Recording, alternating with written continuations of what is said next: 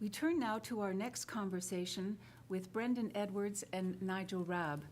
Brendan Edwards is the Department Head of Libraries and Archives at the Royal Ontario Museum in Toronto, and Nigel Raab is Associate Professor of Russian History at Loyola Marymount University in Los Angeles. Thank you both for being with us today. My first question, I hope, involves both of you. Brendan, you address the competing mandates of libraries, archives, and museum spaces at the ROM.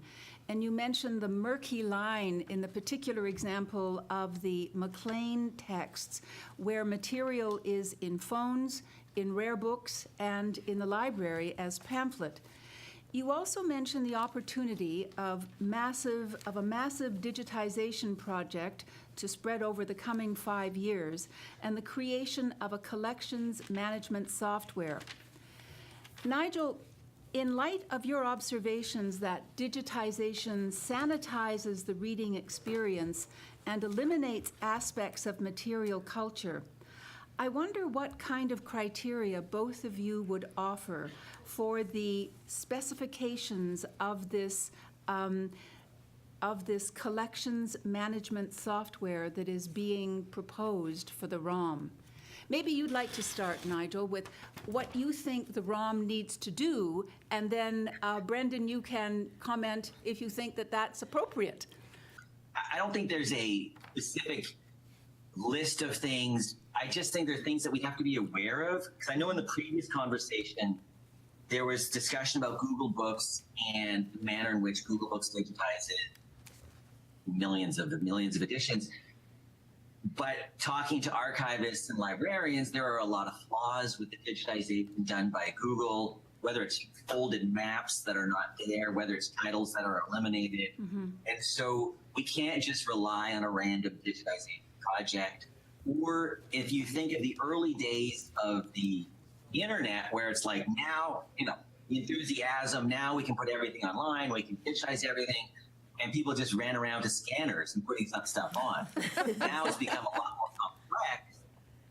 And I think part of the complexity, what's happened, I think I mentioned that, is as a historian, I'm not a library scientist, it's more difficult to actually come up with all those parameters that make a digitization project function, because it has become so much more professionalized, and for many of us, so much more involving mathematic algorithms and stuff like that with computer programming.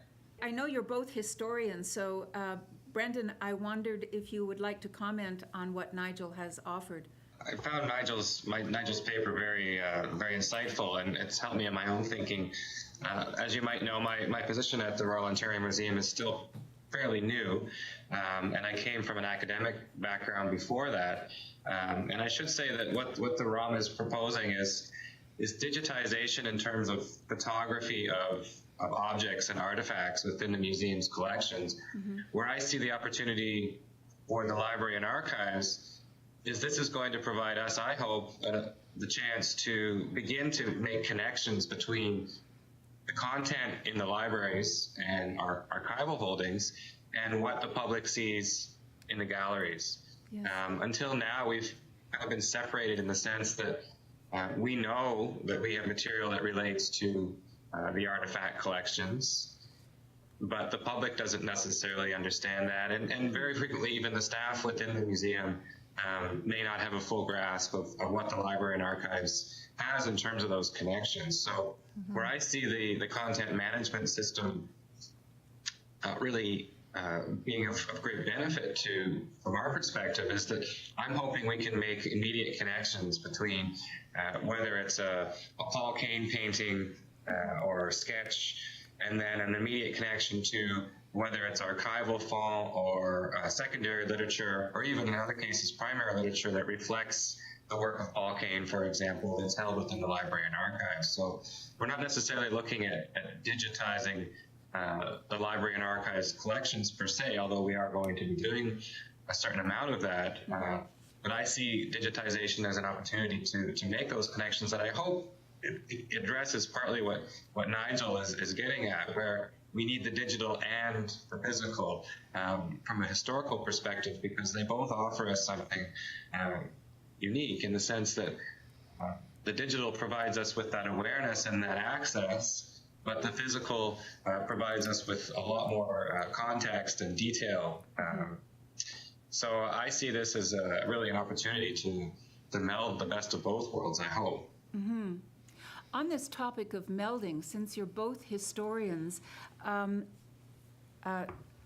Nigel, you have commented that historians have let archives slip from their consciousness. I wonder if you agree with that, Brendan, and maybe you'd like to amplify your remarks in answer to Brendan's observations, Nigel. So have historians dropped the ball with archives? What do you think? Because your work is as a historian, Brendan. I don't know that they necessarily dropped the ball. I think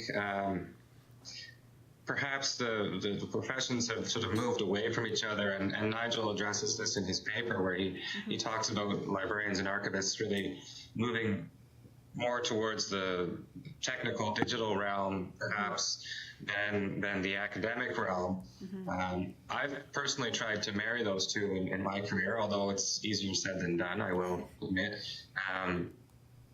Nigel, you mentioned in your paper that you have not met a librarian or archivist who's also co-appointed in a academic department. I tried to do that the best I could in my last position, but frankly, it's the job of administering a library or an archives or both just doesn't allow the time to do the academic side of it. So I don't know that it's necessarily a dropping of the ball, but more a case of the day-to-day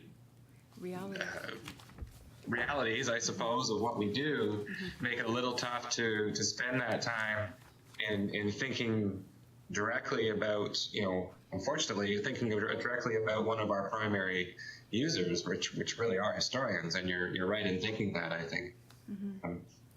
So I suppose we do need to talk more to each other, and I think crossing disciplines and certainly is helpful, but it's easier said than done, at least in my experience.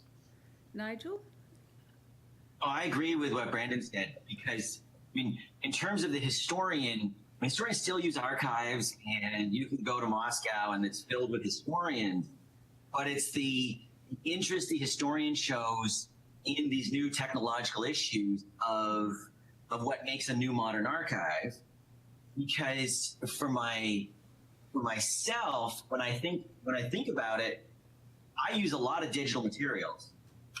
I guess I'm digitally fluent in that respect, but I am not using it in the sense that trying to understand how did the archivist process that material so it comes to me in a way that as a historian, I'm satisfied using it and I feel confident, because this is a big question about digitization. I feel confident that I'm using a collection that actually I'm like, okay, I don't have to go to Moscow, or I don't have to go to a provincial archive in Siberia. And so that is, I'm at a distance from that. And that's been, I think of my own career, that's been a big shift. Because when I started, it was like, you go to Moscow, you sit in the archives, and you have a complete overview.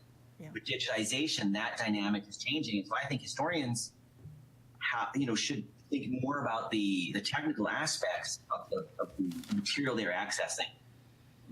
And by one more little thing, I mentioned this in the paper, Patricia Grimstead, she has done fantastic archival work throughout Eastern Europe, and she's a historian. So not as if this is a blanket statement about history.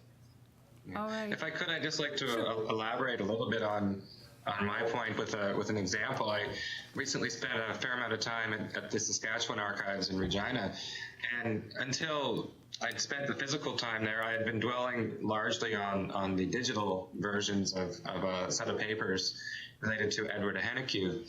And Edward Ahenekue was a Cree writer and cleric in the early 20th century.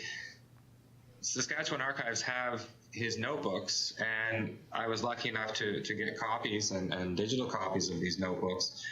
But it wasn't until I physically sat down in the archives and looked at those original notebooks that I realized areas that I thought were actually missing from his text he had not completed because there were empty pages that followed in the original notebook. But the digitized copy didn't show me the empty pages. You know, it just ended at that point, and I assumed that material was missing or something like that. But when I saw the empty pages in the notebooks, it gave me insight into his mind as a writer, and it also led me to believe that he never finished what he was writing. He intended to. He had left empty pages to go back and finish that chapter, but he never got to it. So certainly the availability of digital archives is, like Nigel says, it's changed the game for historians in terms of how we don't have to travel, we don't have to physically spend that time in the archives, but at the same time, if I had neglected to view the original papers, Right. I really would have missed a big part of what I was looking for there, which was that context around how that text was written and how the writer had engaged with his text. Mm-hmm. Nigel, I think you want to comment because while you've indicated that there is a good deal of convenience in not having to travel to Moscow or Siberia to consult materials, is anything lost in the digitization process from your point of view as a historian? Oh yeah, and first, I would say this is where it depends on how it's digitized. Yes. But there are many things. I thought Brandon's example and that was fantastic. I mean, that's exactly the risk. What I'm reminded of is now might get this wrong, but it's a poem written early 19th century by a female poet, woman poet, who, when she did her edits, and this is the Harry Ransom Center in Texas, when she did her edits, she sewed pages on top. Rather than just scratch it out, she sewed the pages on top. And then you could read, because the bottom was blanked out. But as a museum or as an archive, how do you actually digitize this? Mm-hmm. Because the sewing itself is actually says something culturally. Part of the artifact. It's not just the text of the new poem. It's like, this is perhaps a part of a woman's ear back in the early 19th century. Right. And as a historian, you cannot lose track of that process. So that physicality. Similarly with images, and I think this is going to be a massive change, which is, it's like digitization is a vehicle for this. Like the Library of Congress now has massive photographs online. Today's students are much more visually sort of inclined in the sense that they watch, and that is how they get their information. So all this visual information is going to appear, it's already available on YouTube, like important historical clips. Mm-hmm. And the way we contextualize that visual imagery is also very, very important for the story. Mm-hmm. Thank you. I have some time, and so I was wondering if you'd both like to contribute to this question. In what ways can the museum, like the ROM, allow and encourage the historian and the archivist to cooperate, to reestablish lost bonds, and to ensure access to digital sources? Does the museum enable or impede such cooperation? It's a somewhat polemical question, but does it enable or impede? Brendan, maybe you'd like to start off. Right. Well, as I was saying, I'm still pretty young in this position, but my early observations have been that I would say it's not an intentional impediment, but there has been a separation, I suppose, where the library and archives has not really been considered, in my mind, the core of what where the artifact speaks from. And I suppose that most visitors are not historians. We'll be honest. I mean, the museum's core audience is not professional historians or academics even. So to some extent, that's natural that, only those who want to dig deeper will really take the time to visit our library and archives. But at the same time, we've been relegated within the institution to kind of a corner where even my own colleagues, whether they're curatorial staff or education staff or other research staff, sometimes forget that we have a role to play in terms of what they do. Mm-hmm. I don't think that was ever intentional. I suppose it may have happened over time as a result of circumstance, but it's certainly been my observation and my intention that I want to try to rebuild those bridges and try to bring the library and archives back to what I feel should be the core of or the heart of the museum, in the sense that we can't build exhibitions, we can't talk about artifacts without the context that the library and archives offers. We're also in a unique position here at the ROM because we have a very close relationship with the University of Toronto. University of Toronto Library is, of course, largest academic libraries in the country. It's been a little bit challenging for the ROM to carve out its own unique niche within that environment. We're also a 10-minute walk from the Toronto Reference Library, one of the largest public library systems in North America.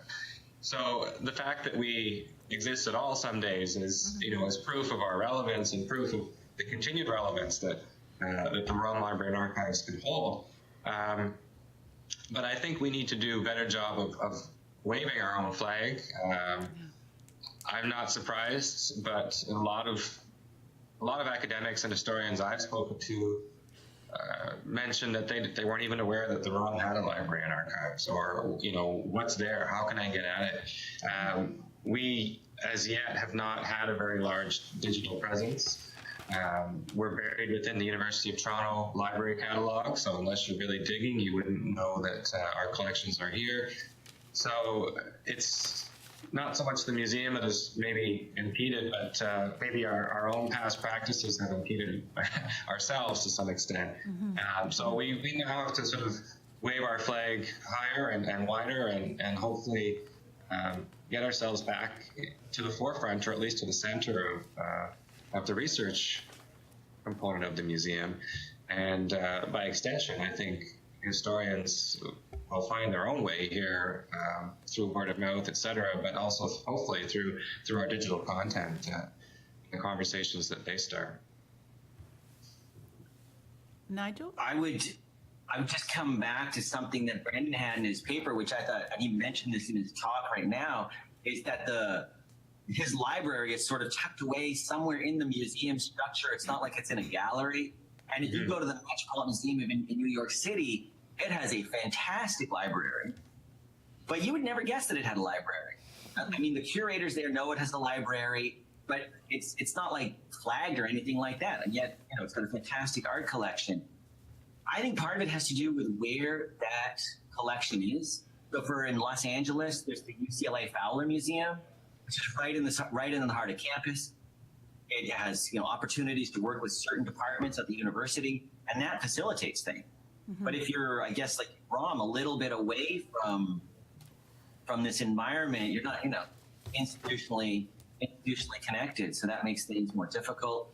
I also think in Los Angeles, there's the Getty Research Institute, which is very closely linked with the museum. So those are positive examples of where it can actually work pretty well. You've mentioned well, there's certainly opportunity here. I don't want to leave the impression that that we're completely left to the winds, but I think there's certainly more we can do, and I'm hoping to do more, frankly. And I literally want to get us on the map. If you look at a map of the museum presently, you don't find the library and archives. We don't exist on the map. So. And can I add one other little thing? Sure. Which is just also a professional, like at a UCLA environment. Institutionally, the history department, or if it's the African American Studies department, those professors are in a different, what do you want to call it, employment category as the people in the museums. And this actually makes life, I don't want to say difficult, but it certainly means there's a melding difference there, because it's a different, like, how many of the librarians at UCLA, and I don't know the statistics or anything, but are tenure track or not tenure track or whatever. And that actually comes into play when you're thinking about interrelationships and stuff like that. Nigel, you mentioned in your paper and in your bio that you conduct walking tours with students and walking studies. Are museums included in those walking tours? Well, actually, no. But there's a reason for this. The reason for this is because part of we did, it's a class in walking in Los Angeles, and Los Angeles is the city of cars. Mm-hmm. And so our students who have basically been car bound their entire life, this is really just get out of the city. So we actually did a 22-kilometer walk from our campus downtown, the heart of Los Angeles. And so by the time you've actually completed that, everybody's sort of gasping for air and stuff like that. So a museum trip at the end would be difficult, but it is a great idea. Next time we'll end at a museum. Would there be prospects? Or library. Yes. Would there be prospects, Brendan, do you think, for a walk from the iSchool to the ROM? Oh yes, definitely. And actually, that's a very good idea. The museum does conduct walking tours of the city, so I think there's perhaps an opportunity there for the library to be involved in that somehow. And as I say, I'm still early days in my career here, and every day, little new ideas like this sort of percolate, and that's an excellent idea, actually. I wonder if there are final comments, Nigel and Brendan, that you'd like to make. We have 3 minutes left in our video, and I'm passing it to you, Nigel, to offer final comments or maybe words of encouragement or advice to Brendan, and the same thing from Brendan to Nigel. Oh, that's a big task to Yes. sum up in 90 seconds, just like that. I think my concern, and I wrote this in my paper, is that we become detached from the actual objects we're studying. And that's Brendan's example from Saskatchewan. And that even for professional historians, that we get sucked into the belief that you can just do a Google search, or that you can look, even Wikipedia. And I know professional historians are going to say, nobody uses Wikipedia. I don't believe that's true. We get sucked into the easy search. And I really think it would behoove us to really, maybe for historians, to take a class at the graduate level on new information management systems, new digital access ideas, something like that. So you're not going to become the expert, but you will have a much better understanding of the digital world out there, because it is becoming overwhelming. Okay. And Brendan? I would certainly agree, and I think the same is also true perhaps of people in the library and archives fields. Sometimes perhaps, we all come from disciplinary backgrounds, assumingly, but I think, at least in my career, libraries led me to history. It wasn't the other way around, right? So I suppose, everybody's experience is a little bit different, but to me, that we've always, in my mind, history and library and archives professions have been linked, and it's not necessarily understood by say a history student, but I think it may not always be understood by the library and archives students as well. So it's just something to think about. But I also wanted to just briefly say that I agree with Dr. Raab's sense that yes, we do need to open the conversation more between historians, librarians, and archivists. And in my own experience here, that would extend that to curators and museum staff who are their own historians. But I think the opportunities that we have to digitize, as Dr. Raab was saying, we shouldn't throw away the physical replace it with the digital. And I come up against this every day, where I have to remind myself, and I have to remind the people I work with, that the digital does not replace the physical item, nor do I think it ever will, frankly. I think the digital component is just another tool that we have in our toolbox that certainly makes research process easier, but it doesn't. It's not the be all and end all in terms of the research process. And libraries, particularly small libraries like where I'm working presently, we have to really wave our own flag in terms of the uniqueness of the collections that we hold, and digitization is certainly a great tool to do that. But we can't take it to such an extent that the library is therefore replaceable or the archives is therefore replaceable because it's digital. Right. Thank you both very much for your contributions and illuminating remarks today. And we will close this session. Thank you, Nigel. Thank you, Brendan. Thank you very much. Thank you very much. It's a pleasure. Thank you.